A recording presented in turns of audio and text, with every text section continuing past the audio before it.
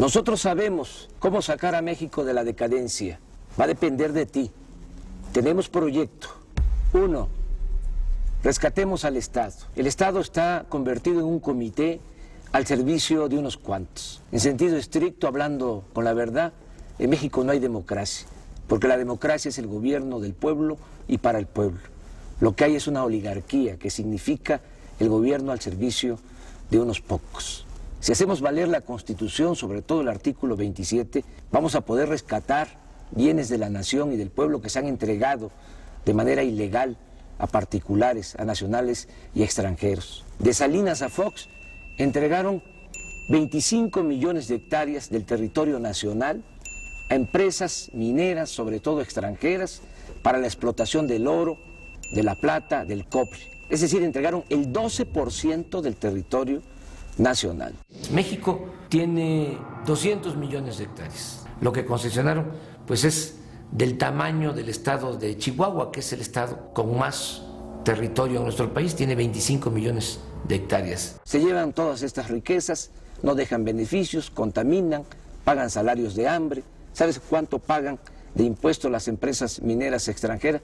5 pesos por hectárea al año. Por eso necesitamos rescatar los bienes de la nación, los bienes que son del pueblo, que esas riquezas se distribuyan con justicia, que no se queden, como ha venido sucediendo, en unas cuantas manos. 2, democratizar los medios de comunicación. El 75% de los mexicanos se va formando una opinión sobre la realidad nacional a través de lo que se les dice en la televisión. Y resulta que la televisión está concentrada en unas cuantas manos, en unas cuantas personas. Televisa está en manos de Roberto Hernández, de Balleres, Claudio X González, del Consejo Coordinador Empresarial, el que participó en la guerra sucia en contra de nosotros en el 2006. Germán Larrea, el de la Minera México. Es presidente del Consejo de Administración de Televisa, Pedro Aspe, secretario de Hacienda de Salinas, además de Azcárraga. Son los dueños de Televisa. En fin, los que tienen más poder económico son los dueños de la televisora más influyente en este país. Ellos son los que realmente mandan en el país.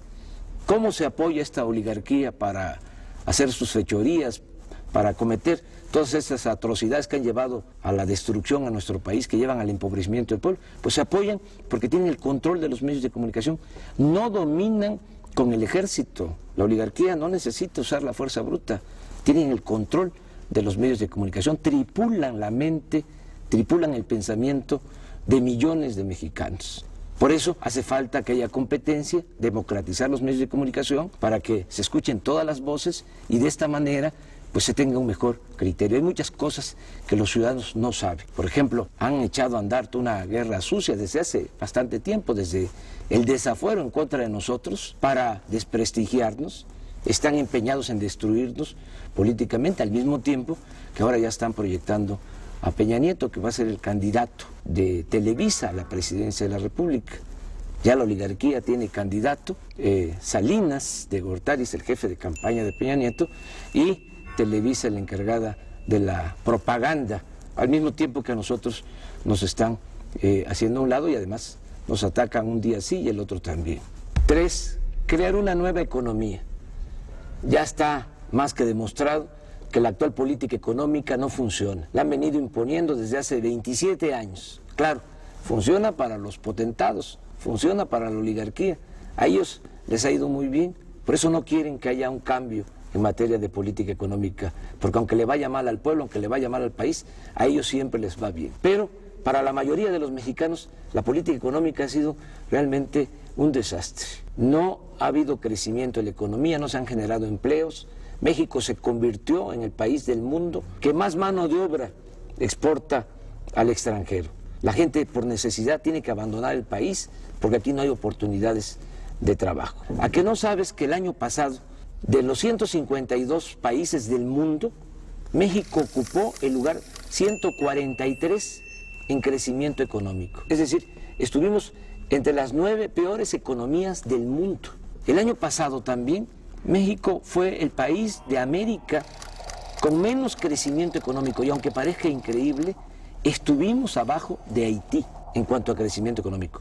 Y aún así no quieren cambiar la política económica. ¿Qué proponemos? Impulsar actividades productivas, crear empleos, rescatar al campo del abandono, apoyar a los productores, ejidatarios, pequeños propietarios, lograr la autosuficiencia alimentaria, también desarrollar todo el sector energético. Es un absurdo que estemos vendiendo petróleo crudo en el extranjero y estemos comprando gasolinas o otros derivados. Es como si vendiéramos naranja y compráramos jugo de naranja. Tenemos que producir aquí las gasolinas, hacer las refinerías que hacen falta, fortalecer la industria petroquímica, todo esto para generar empleos en el país. No olvidemos, si hay producción hay empleo, hay bienestar, hay mercado, hay circulante, somos un país fuerte, soberano. 4. Combatir las prácticas monopólicas, que se cumpla lo que establece la Constitución en su artículo 28, que no haya monopolios que abusen y que den precios exagerados, que afecten a los consumidores, como sucede en el país. Hay un grupo de monopolios vinculados al poder que tienen protección y que abusan de los consumidores. Nosotros los mexicanos tenemos que pagar porque existen estos monopolios, porque no hay competencia, más por los bienes y servicios que consumimos. Pagamos 3 veces más por el cemento que lo que pagan los estadounidenses. Los mexicanos pagamos también mucho más por el teléfono, por la luz, por tarjetas de crédito, por créditos hipotecarios, por el servicio de internet, y todo porque existen los monopolios. Y hacemos la comparación con Estados Unidos, cuando allá el salario mínimo es 10 veces superior al salario mínimo en nuestro país. No es justo que estemos pagando precios exagerados por la existencia de estos monopolios. 5. Abolir los privilegios fiscales. Es una gran injusticia el que los de mero arriba no paguen impuestos o cuando los pagan se les devuelve.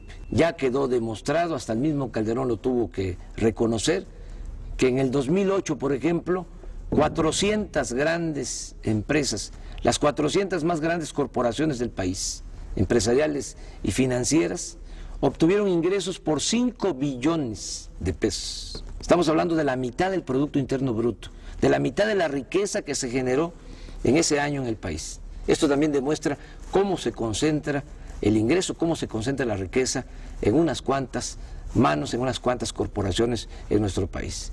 ¿Cuánto pagaron de impuestos? El 1.7% de sus ingresos. Cuando un trabajador asalariado, un profesionista, un pequeño, mediano empresario, pequeño, mediano comerciante, paga hasta el 30% de impuestos sobre la renta. Que se termine con la llamada consolidación fiscal, con el hecho de que las operaciones millonarias en la bolsa de valores pues no pagan impuestos. Entonces, que se terminen con todos estos privilegios fiscales, que se cumpla lo que establece la Constitución, que los impuestos se cobren de manera progresiva, que pague más el que tiene más. Eso es justicia fiscal. 6.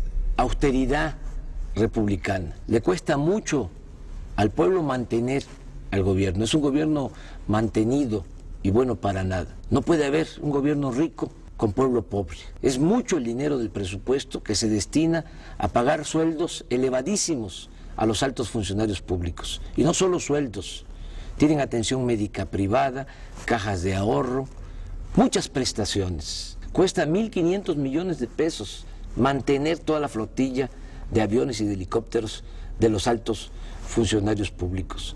No puede ser que haya sueldos de 600,000 pesos mensuales. Es un insulto. Hay que hacer un ajuste.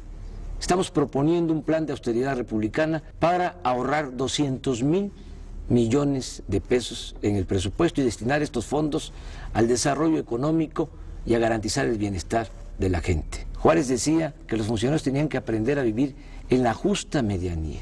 7. Fortalecer el sector energético. Todavía es tiempo de convertir al sector energético en palanca del desarrollo nacional, utilizar bien el petróleo, utilizar bien la industria eléctrica, todo lo que tiene que ver con el gas, que es tan importante.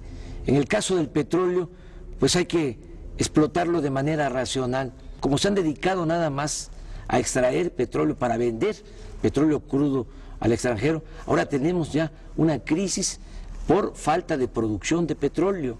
En el 2004, durante el gobierno de Fox, se alcanzó una producción petrolera de 3.400.000 barriles diarios. El año pasado ya la producción fue de 2.600.000 barriles. Es decir, en muy poco tiempo, estamos hablando de 4 o 5 años, se cayó la producción en 800.000 barriles diarios. Si sigue esta tendencia, en 3 o 4 años más vamos a estar produciendo 2 millones de barriles diarios. Y esto es muy grave porque entonces ya no vamos a tener excedentes. Eso es lo que necesitamos para nuestro consumo interno. Pero por si fuese poco, vamos a tener que seguir vendiendo petróleo crudo porque no tenemos refinerías en el país. Vamos a tener que seguir comprando la gasolina en el extranjero. Por eso es urgente destinar recursos a la exploración. Y no hace falta ir a las aguas profundas. En aguas someras, en los litorales de Veracruz, de Tabasco, de Campeche, hay petróleo suficiente, pero hay que invertir en exploración. Hace falta también ya decidirse a construir en serio las 3 o 4 refinerías que hacen falta para dejar de comprar la gasolina en el extranjero. Por nuestro movimiento se vio obligado el gobierno usurpador a decir que iban a construir una refinería. Ojalá y me equivoque, pero va a terminar el sexenio y no van a pegar un ladrillo. Son muy ineficientes, además no les importa el desarrollo de nuestro país. A ellos lo que les interesa son los negocios. En Pemex hay una gran corrupción y todo eso se tiene que terminar. Lo mismo en el caso de la industria eléctrica. Hay que revisar todos esos contratos que han entregado a empresas extranjeras para instalar plantas de generación de energía eléctrica en nuestro país. Estamos pagando la luz a precios muy elevados porque la Comisión Federal de Electricidad está comprando toda la energía eléctrica a empresas extranjeras. El 40% de la luz que consumimos ya se está comprando a empresas extranjeras. 8. Alcanzar la soberanía alimentaria. Tenemos que producir los alimentos que consumimos, dejar de comprar maíz, frijol, arroz, leche, carne de cerdo, carne de res, desechos de pollo en el extranjero. Es un absurdo que se haya abandonado el campo y que no estemos produciendo lo que consumimos. El año pasado, a pesar de la recesión económica, se tuvieron que destinar 16.000 millones de dólares para comprar alimentos en el extranjero, cuando podríamos estarlos produciendo en nuestro país, además generando empleos, evitando de que la gente tenga que irse a buscar trabajo a Estados Unidos. Se está despoblando el campo. También tenemos que apoyar la producción de autoconsumo. Millones de campesinos pobres, indígenas, viven de lo que producen, de la economía de autoconsumo. Hay que apoyarlos, ayudarlos a que sigan produciendo maíz, sobre todo, que es la base de la alimentación, y no al maíz transgénico. 9. Establecer el estado de bienestar, que se garantice la seguridad, el bienestar del mexicano, desde que nace hasta que muere, desde la cuna hasta la tumba. Ese es un ideal, se puede lograr. Hay que empezar por garantizar el derecho de los adultos mayores a una pensión justa. El estado de bienestar en Europa, por ejemplo, significa que a partir de los 65 años ya reciben en algunos países hasta 30,000 pesos mensuales de pensión. Eso es estado de bienestar. Nosotros tenemos que garantizar eso. Tiene que haber pensión universal para todos los adultos mayores. Tiene que haber becas de apoyo a todas las personas con discapacidad. Tiene que garantizarse la atención médica y los medicamentos gratuitos. Hacer valer lo que establece la Constitución, el derecho del pueblo a la salud. Y desde luego tiene que garantizarse el derecho a la educación. Que no se queden los jóvenes sin la posibilidad de estudiar, que no importe la condición económica, social de los padres, para que los jóvenes puedan tener acceso a la educación. No lo que ha venido sucediendo, que cada año rechazan a 300,000 jóvenes con el pretexto de que no pasan el examen de admisión en las universidades públicas, cuando la verdad es que no hay presupuesto, no hay espacio y por eso los están excluyendo. ¿Qué planteamos nosotros? Que todos los jóvenes tengan posibilidad de estudiar. 100% de inscripción en las escuelas públicas. Es mejor tener a los jóvenes estudiando que tenerlos en la calle. Ahora todo el mundo se rasga las vestiduras por esta situación de inseguridad y de violencia que desgraciadamente se está padeciendo, pero hay que entender por qué llegamos a estos extremos. En 27, 28 años no ha habido crecimiento económico, no hay empleo, sobre todo se les cerró las puertas a los jóvenes que no tienen posibilidad ni de trabajo ni de estudio. Está demostrado que no basta para enfrentar el problema de la inseguridad y de la violencia el usar al ejército, la mano dura, penas más severas. Hay que entender que la paz y la tranquilidad son frutos de la justicia. 10. Promover una nueva corriente de pensamiento, en donde lo más importante sean los valores. Esta crisis que estamos padeciendo, esta decadencia, no es nada más económica, política, social, es también de pérdida de valores. Por eso hay que impulsar un nuevo estilo de vida, en donde la mujer, el hombre, valgan por su trabajo, por su generosidad, valgan por sus acciones solidarias, fraternas, no como lo que sucede actualmente, que solo vale el que tiene, y el dinero siempre se impone, siempre aplasta, siempre domina a la dignidad, a los principios. Afortunadamente, en el México profundo, en nuestro pueblo, hay muchos valores que hay que exaltar, hay que recoger todos esos valores, toda esa reserva de valores que hay en nuestro pueblo para regenerar la vida pública en nuestro país. Abajo no hay odio, abajo no hay codicia, eso tiene que ver más con lo que han venido induciendo últimamente. Y tenemos que recordar que la felicidad no es solo acumular riquezas, no solo es acumular bienes materiales, la felicidad es estar bien con uno mismo, estar bien con nuestras conciencias y sobre todo estar bien con el prójimo. A pesar de la tragedia nacional, no nos desanimemos. Si hay salidas, no caigamos en la desesperanza. Sí podemos sacar adelante a nuestro país, sí podemos sacar adelante a nuestro pueblo.